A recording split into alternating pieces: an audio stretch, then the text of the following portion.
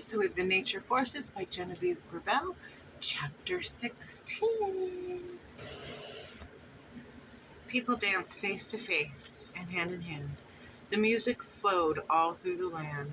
The people of Alexandria were celebrating the celebration of the moon, marking a new calendar year as ever recorded year in history.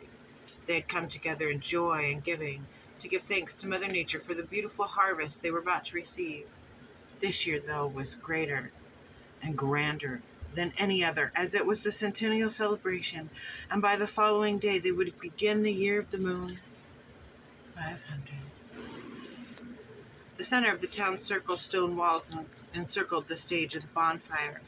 At the very same place I had heard Derek's voice announce his engagement. Though I had witnessed it from afar through the growth and change, I was still astounded by the grandeur of Alexandria. The circle of stone now stood 3 stories high, with balconies decorated under archways, each window lined in gold and ornately decorated with pillars of carved stone and statues depicting women holding flowers and fairies playing with butterflies. People arrived by the hundreds on foot, bicycles, and white stallion to the massive amphitheater, every one of them dressed in perfect adornment, with large hats and feathers of every color. The women all wore full skirts with many layers and plunging necklines.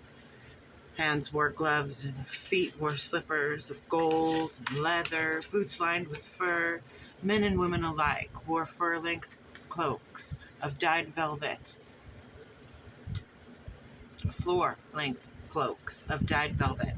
to ward off the night's chill. She crossed the grassy knoll, filled with tables, tents, and kiosks where people handed out flowers and tiny cakes, and one tent was filled with players telling a funny tale to an adoring audience who laughed and applauded. She paused there to watch the play. The baby blue feather in her long powdered pink curls, the same shade as her gown, wisped into her lightly powdered face. Her full lips glistened pink, and her blue eyes wandered with delight. Her hand-painted skirts of blue with pink birds on her silk, her bouncy breast flowed over her feather-lined neckline, and as she stood to leave, she glided up the stairs to the stone archway, entering the town circle, and I overheard someone call her Melody. A sweet 16 years of age, she asked the gentleman who addressed her if he had seen her closest friend. She searched amongst the sea of smiling, painted faces.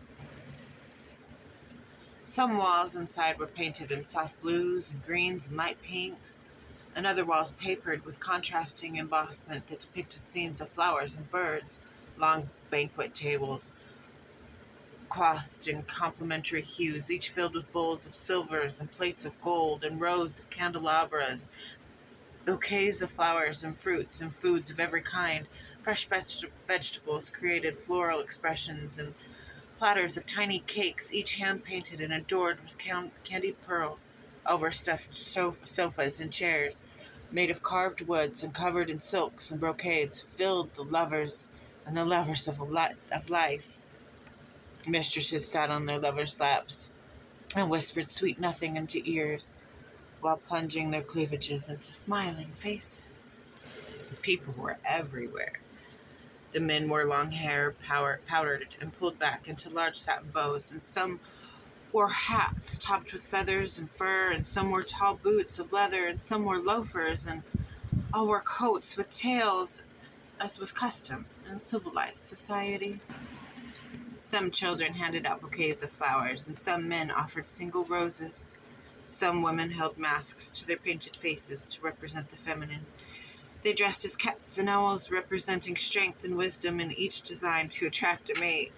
Others held fans of feathers, ribbons, and bows, used coyly to hide their smiles, adding mystique and mystery to the potential lovers. Jewels dangled from ears, wrists, and necks. And whites of light twinkled on the walls and overhead, and candelabras of gilded gold further illuminated each wall, circling the grand circle. And in the center of the bonfire burned brightly. An open-air arena was several stories high, each floor with catacombs of rooms filled with wine, food, and entertainment. Melody found her best friend, Brayden, on the dance floor, with the champagne flute in one hand, and the music rang out from the stage directly in front of the young woman who danced alone. Her hair was upswept, with a stray tendril flowing down, and she wore a peach gown of 12 layers, cottons, twill, velvets, lined with rabbit fur.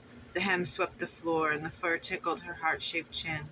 Her wide brown eyes twinkled with the innocence of youth. The girls laughed and hugged in greetings, and people danced around the giggling girls face to face and cheek to cheek as the sounds of music swept them away to an existence all of their own. Life was never dull for the people of Alexandria. It was never dull for the people of the metropolis. There were always hard work to do, gossip to be told, and parties to be thrown, and this was the grandest party of all time. Every person was in attendance, perfectly packaged and tied with a bow. Youthful exuberance exuded from the most elderly. People toasted and cheered, congratulating themselves on being the most blessed of all life's creatures. They spoke highly of the gracious bounties that they had produced. A siren took center stage, flirting with her audience. The starlet sung her seductive song to the crowd. Mothers held infants in their loving embraces as doting fathers played silly to see their young smile, and the little girls danced perched on top of their father's feet as they floated to the lively beat. Plates of tarts topped with bright berries under snowfalls of powdered sugar filled little mouths as macaroon in every color were passed out. And the evening sky blazed in pink with bright streaks of gold. The winds were calm and the air warm, filled with the promise of a healthy harvest to come and many babies to be born. The people of Alexandria were electric with anticipation and excitement. Everyone with anything to offer had set up earlier in the week with the rise of the crescent moon. On this night, though, the full moon promised to be the most bountiful, and people embraced and laughed with hopeful anticipation and drunken love. From the center of the open circle, the moon slowly came into view, and when it hit dead center, the people kissed and cheered. Celeste failed to attend the grand ceremonies. She took her coven to the great stones of three. Now she was amongst the few who knew of their existence. Celeste had sealed them off and kept them to herself within the walls of her fortress. The entire coven was in attendance with flowers in their hair, and they danced beneath the great stones of three, and the ceremonies began. The witches of the coven rubbed essential oils mixed with menstrual blood onto one another, and they feasted on the heart of an owl. They took to the circle hand in hand. Though the girls were absent of fear, my heart filled with trepidation. I had no way of knowing what was to come, but I knew my sister, and I knew for her to miss such a grand celebration, something beyond selfish was about to happen. My heart skipped a beat. I closed my eyes, wishing for the vision to go away, but it would not. I thought of the young ladies I had seen at the party. I did not know of them before this day. Why had they appeared before me? I looked upon Alexandria on purpose. I had wanted to see the centennial celebration, but now I wanted nothing more than to look away. I could not mask my visions, no matter how hard I tried. My girls were not far from me and Bree, and we sat by a fire of our own with faces filled of ointments and herbs to offer Mother Nature on this most blessed night. But I took no notice of them. I sat on the ground with my feet crossed and my eyes closed, watching my sister. Amber approached Celeste's naked body, standing in the middle of the circle of her coven. Amber took an ointment of wasp and rubbed it on Celeste's skin. By the light of the rising moon, all the girls of the coven began to caress Celeste's body. The caresses quickly turned into whippings, and blood flowed from the lashes on her back, legs, and thighs. And the winds began to howl. Celeste invited, through invocation, the spirit of the moon. Stirring water and blood into the holes, the girls frantically dug, then dipping a linen cloth into the mud, and rains began to fall. They proceeded to wipe the potion onto each of the three great stones, and they chanted, "Goddess of the moon, I call on thee." And when their trance grew louder and quicker, the girls began to dance around Celeste in a trance. and the ground began to quake. Celeste's spirit left her body and rose high above the coven. Her phantom form sprang forth as bright light onto the dark backdrop of night.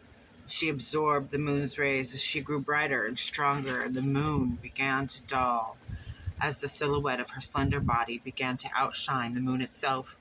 And the moon turned black with a thunderous boom, and high above the treetops, a herd of phantom bulls was birthed from Celeste's spirit, shooting lightning bolts upon terrified people running to get out of harm's way. Attacks of lightning struck homes and set crops ablaze, killing men, women, and animals without reservation. The ground continued to quake. Cracks appeared, and water surged into Alexandria.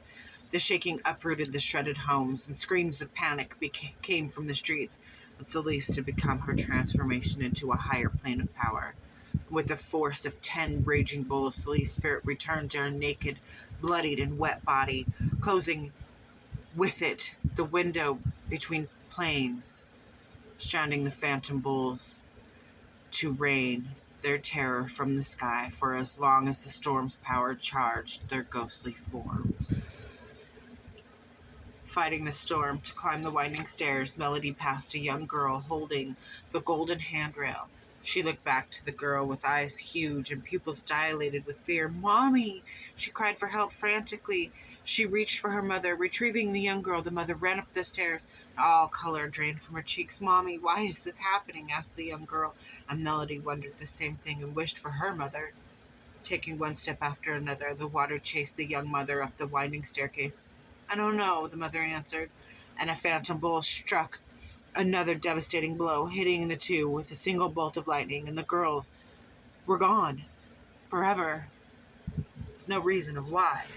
And Celeste called out in a trance, "May she vomit the fruits of Mother Nature's blood.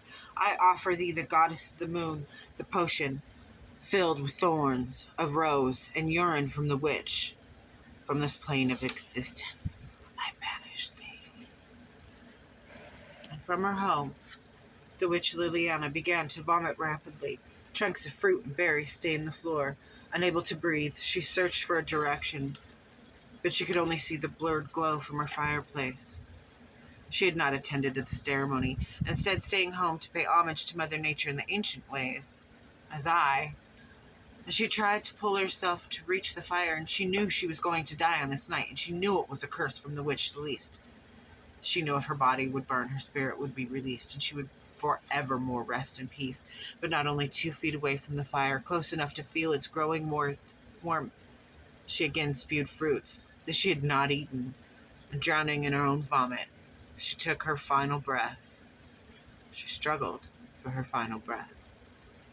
And with that vile curse, she died as she had lived, alone in her cabin. Extreme screams of terror overpowered the sounds of the storm. Many people drowned. Others were hit by falling debris or struck by lightning while running upstairs, attempting to flee the rushing water.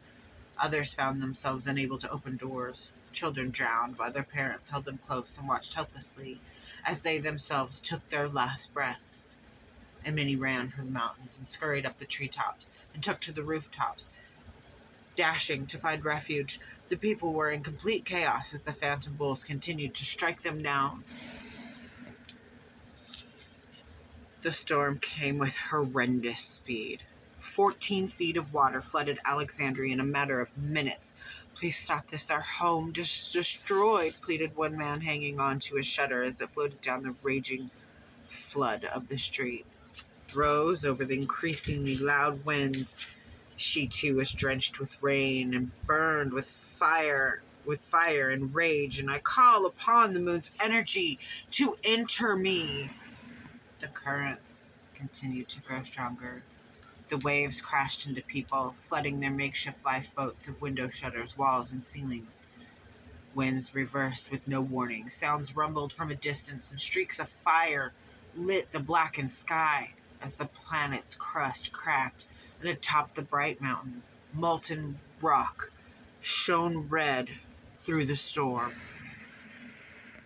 The magma chamber collapsed, sending plumes of ash straight up from the dark mountain tops. Stones and rocks and pumice littered the sky and fell like rain, splashing in the river that had formed below and forming craters as they hit the mountainside.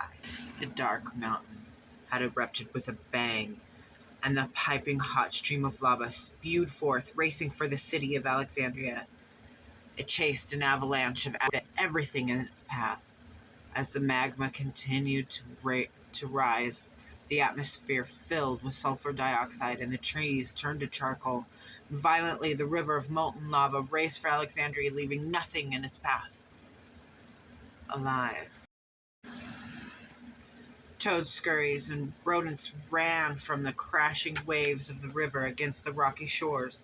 Gray ash and sand engulfed and overwhelmed the skies.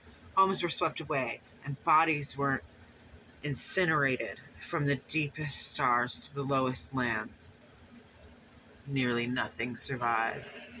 There's a fire in the sky, Mommy. Look. There's a fire in the sky.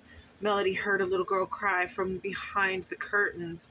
1/3 floor of the arena. Melody looked up and the ground shook and the thunder boomed from all around, and the sound was outrageous, and Melody covered her ears with her hands, but try as she did, she could not close her eyes from the horror.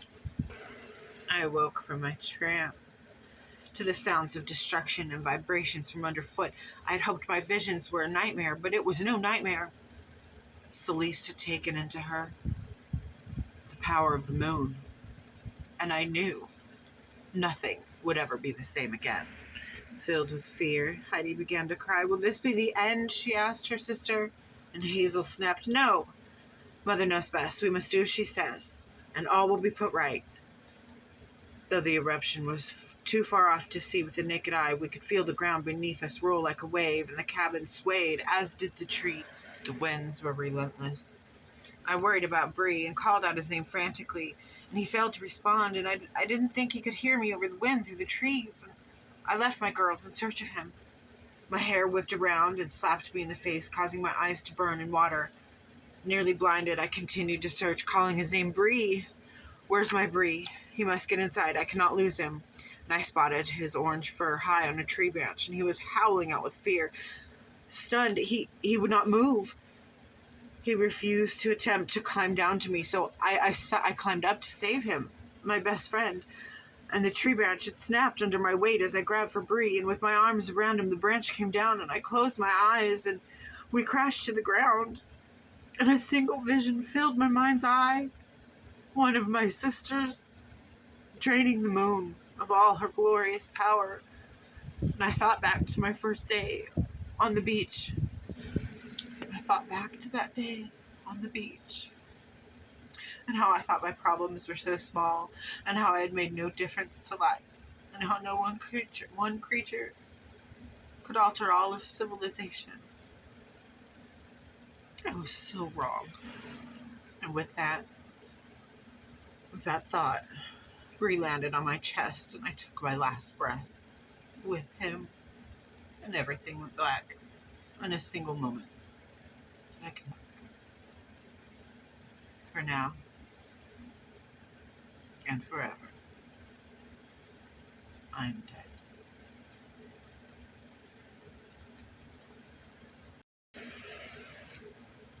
So thanks for joining me for Chapter 16 of The Nature of Forces by Genevieve Gravel. If you want more, make sure to subscribe below, and I will be back shortly with Chapter 17. We're only about halfway through the book. However, if you can't wait to see what happens, you can always get the book on Amazon. I will provide the link in the description. Okay, thank you. Love you. Bye.